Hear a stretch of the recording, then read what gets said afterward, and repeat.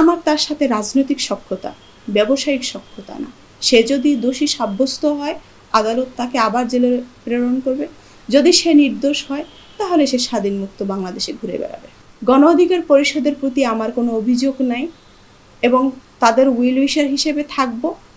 এবং আমি চাই আগামী নির্বাচনকে কেন্দ্র করে গণ অধিকার পরিষদ, আমার নতুন পার্টি, আরও যারা আছেন সকলকে মিলেমিশে একসাথে একই ছায়াতলে থেকেই আমরা কাজ করব। এই গণতান্ত্রিক ধারা অব্যাহত রাখার জন্য, গণতন্ত্রের চর্চার জন্য আমি মনে করছি যে, এবং আমরা মনে করছি নতুন রাজনৈতিক দল আসা উচিত।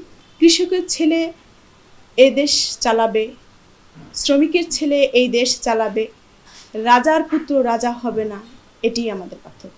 আপনার কাছে প্রথমে যে বিষয়ে জানতে চাই, 5 আগস্টের পর থেকে এখন পর্যন্ত বেশ কিছু রাজনৈতিক দল আত্মপ্রকাশ ঘটেছে, নতুন আরেকটা দল আত্মপ্রকাশ ঘটতে যাচ্ছে। এটা কি প্রয়োজনে বা কেন প্রয়োজন মনে হচ্ছে যে আরেকটা নতুন রাজনৈতিক দলের? দেখুন, দীর্ঘ 16টি বছর ফ্যাসিস্টের কষাঘাতে দেশের মানুষ, রাজনৈতিক দল নানাভাবে নিষ্পেষিত, নির্যাতিত হয়েছে এবং রাজনৈতিক নোংরা খেলার কারণে মানুষ বলছে আই হেট পলিটিক্স।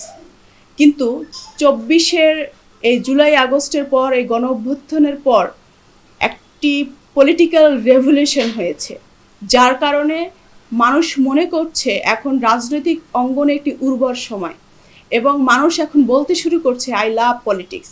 যেহেতু একটি গণতান্ত্রিক দেশ, সেই জায়গা থেকে এটি রাজতন্ত্র না, তো এই গণতান্ত্রিক ধারা অব্যাহত রাখার জন্য, গণতন্ত্রের চর্চার জন্য আমি মনে করছি যে, এবং আমরা মনে করছি নতুন রাজনৈতিক দল আসা উচিত এবং নতুন দলে মানুষের সম্পৃক্ততা থাকা উচিত।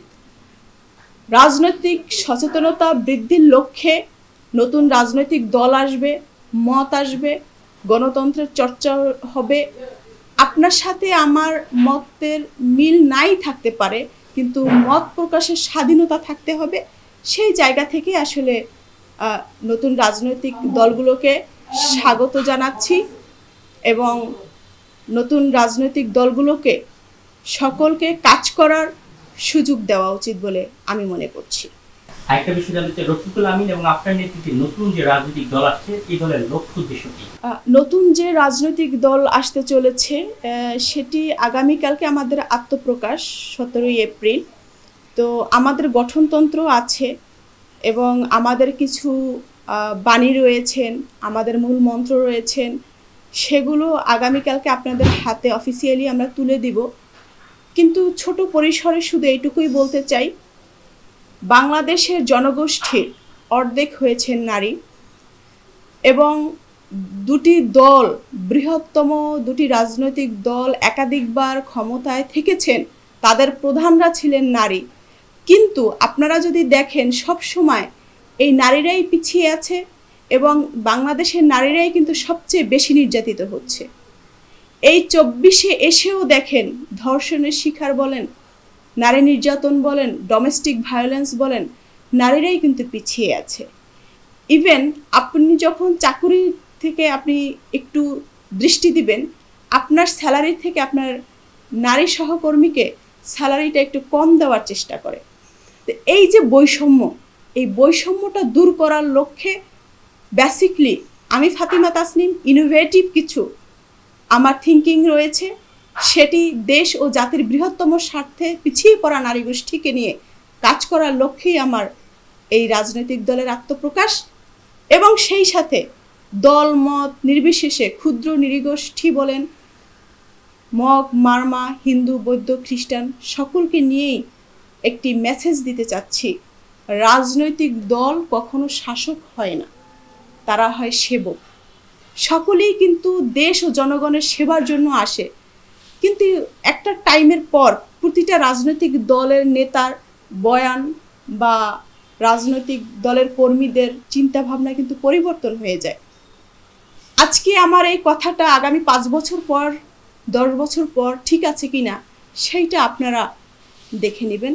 যদি আল্লাহ পাক আমাদেরকে হায়াতে বাঁচিয়ে রাখে, কাজ করার সুযোগ যদি জনগণ আমাদেরকে দেয়, আমরা সেটি দেখিয়ে দিতে চাচ্ছি। আর অন্য 5টি দলের সঙ্গে আপনার দলের পার্থক্যটা কি আছে? আমরা ফিনান্সিয়াল ফ্রিডম চাচ্ছি এবং কৃষকের ছেলে এই দেশ চালাবে, শ্রমিকের ছেলে এই দেশ চালাবে, রাজার পুত্র রাজা হবে না, এটিই আমাদের পার্থক্য। আচ্ছা, আপনি যে বিপিএলের নেতৃত্বে গণ অধিকার পরিষদের গুরুত্বপূর্ণ দায়িত্ব ছিলেন, সেই দল ছাড়লেন কেন এবং কেন নতুন দল গঠন প্রক্রিয়া যুক্ত হলেন? আমি আমার পদত্যাগ পত্রে সেটি উল্লেখ করেছি। আমি গণ অধিকার পরিষদের একজন সংগঠক এবং নীতি নির্ধারণী ফোরামে আমি ছিলাম তথা উচ্চতর পরিষদের নেত্রী ছিলাম। আমি সেখানে ভোটের মাধ্যমে বিজয়ী হয়েছি। তো সেই জায়গা থেকে আসলে আমি নির্বাচিত প্রতিনিধি ছিলাম। তো আমি এই 7 বছরে আমার যে নেতৃত্ব হয়েছে, আমার যে জ্ঞান অর্জন হয়েছে, সেটি দেশ ও জাতির বৃহত্তম কল্যাণে, সেটি আরও বৃহত্তম পরিসরে সেটি প্রতিষ্ঠার লক্ষ্যে আমার এই সিদ্ধান্ত নেওয়া।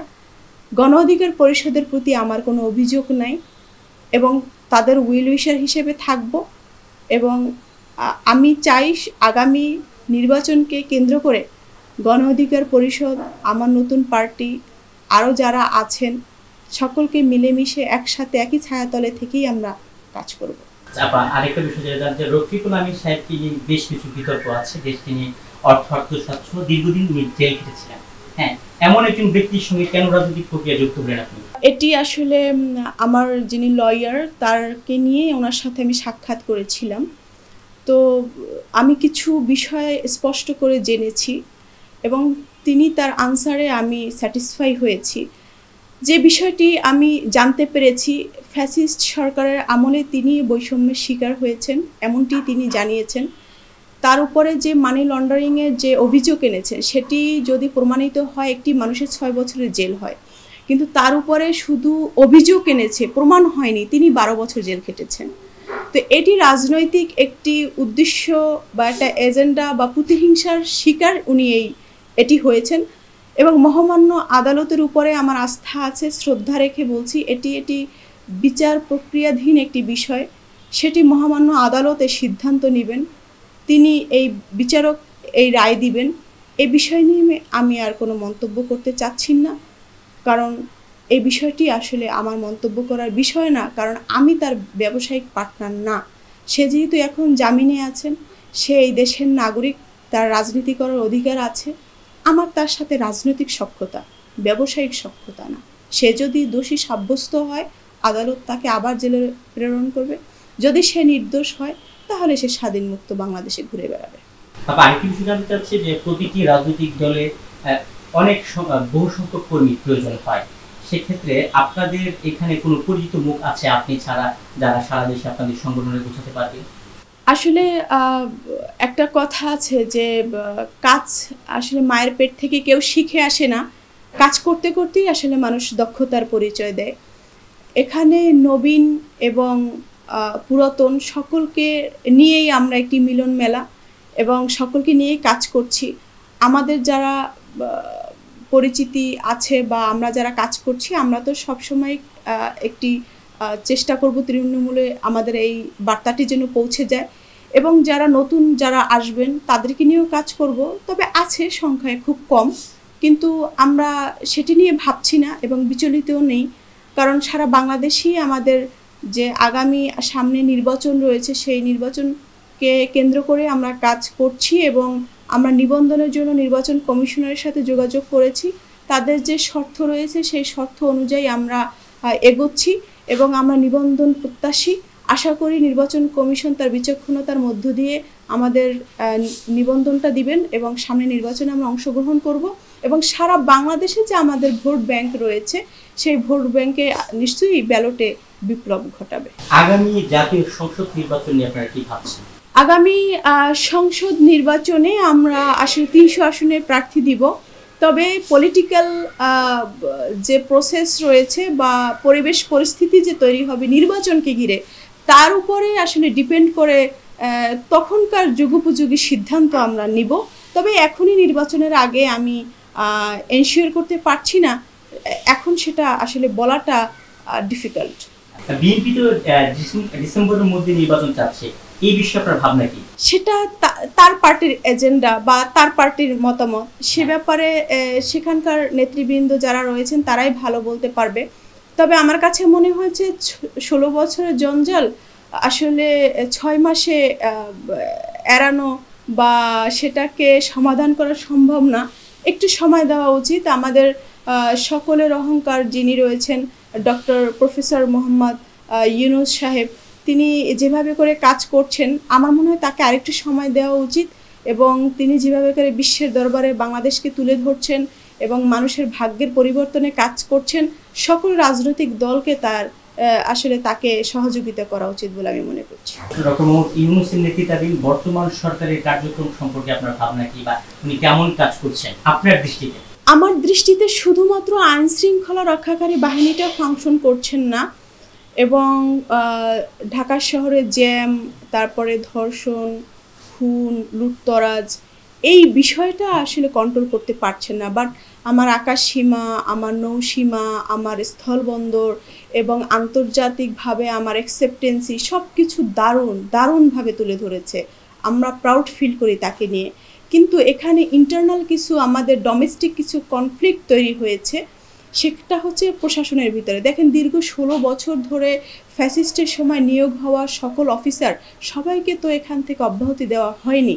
তারা ইচ্ছে করে ফাংশন করছেন না তাকে বিতর্কিত করার জন্য।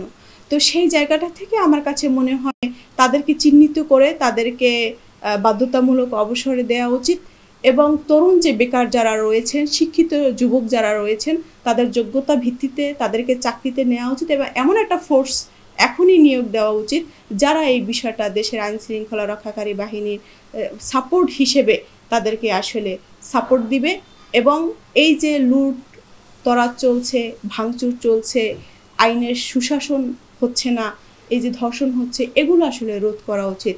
তাহলেই একটি স্বপ্নের বাংলাদেশ আমরা পাবো বলে মনে করছি। বেকারদের জন্য আপনারা কি করছেন? বেকার যুব সমাজ, বিশেষ করে আমাদের তো দেশের সর্ববৃহৎ একটা অংশ হচ্ছে বেকার, তাদের জন্য আপনাদের দলের বিশেষ কোনো লক্ষ্য বা উদ্দেশ্য আছে কিনা? আমি শুরুতেই বলেছি আমার রাজনৈতিক দলের এজেন্ডা বা আমাদের মিশন হচ্ছে ফিনান্সিয়াল ফ্রিডম। এই ফিনান্সিয়াল ফ্রিডম, এই যে বিপ্লব, এই ফিনান্সিয়াল রেভলিউশনের মধ্য দিয়ে আমরা সকলকে একীভূত একটি ছায়াতলে, একটি আমব্রেলার নিচে আমরা নিয়ে আসতে চাচ্ছি, এবং তাদের জন্য আমাদের বিভিন্ন পরিকল্পনা রয়েছে, সেটি আমরা আসলে শীট আকারে আপনাদের হাতে তুলে দিতে চাচ্ছি। যেহেতু আগামীকালকে আমাদের নতুন রাজনৈতিক দলের আত্মপ্রকাশ, প্রচুর একটু মিডিয়া হাউস থেকে শুরু করে ইন্টারনাল কিছু কাজ আছে, খুব চাপে আছি, তো আজকে এই পর্যন্তই।